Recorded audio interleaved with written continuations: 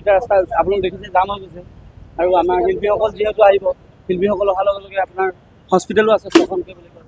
ছখনকৈ hospital আছে আৰু পাৰ্কিঙৰ কাৰণে অসুবিধা হৈছে ৰাস্তা জাম হৈছে কিবা এটা অঘটন হ'লে কি হ'ব সেইটো কাৰণে আমাক মানে ইয়াৰ পৰা আঁতৰি যাব কৈছে আৰু এতিয়া আমি সেই পাঞ্জাৱীৰ ফালে যাম বুলি ভাবিছোঁ মানে আমিও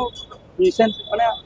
একচুৱেলি ঘৰত তেনেকৈ থাকিব পৰা নাই ভাল লগা নাই আৰু যেনেকৈ জাষ্টিছৰ কথাটো হৈ পৰিছে গতিকে আমি জাষ্টিছ বুলি নহয় জাষ্টিছ বুলি সকলোৱে কৈ আছে গোটেই অসমতে কৈ আছে কিন্তু আমি মানে শিল্পীখিনি লগ লাগি জুবিনদাক মেমৰিৰ কাৰণে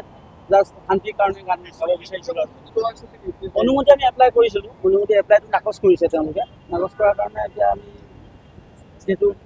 উপায় নাই আমিতো ভাবিছোঁ শ্ৰদ্ধাঞ্জলি অনুষ্ঠান কৰিলেতো একো নহয় গতিকে আহিছিলোঁ কিন্তু জেগাটো মানে আমাৰো অলপ কনজাষ্টেড এৰিয়া লৈ পালোঁ আৰু যিহেতু শিল্পীসকল আহিব যথেষ্ট মানে আমাৰ গোটেই শিল্পীসকলক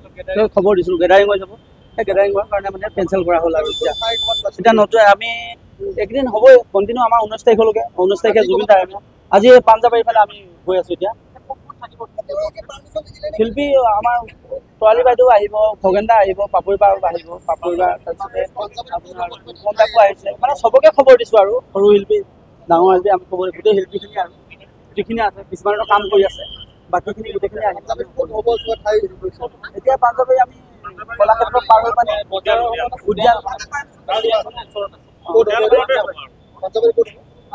লাষ্ট কমপ্লেক্স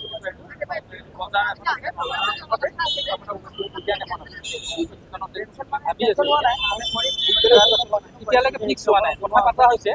এতিয়া ইয়াতে নহয় যদি অলপতো সময় লাগিব না আমাৰ প্ৰগ্ৰেমটো আছে 5টা বজাত অলৰেডি দেৰি হৈ গ'ল ৰাস্তা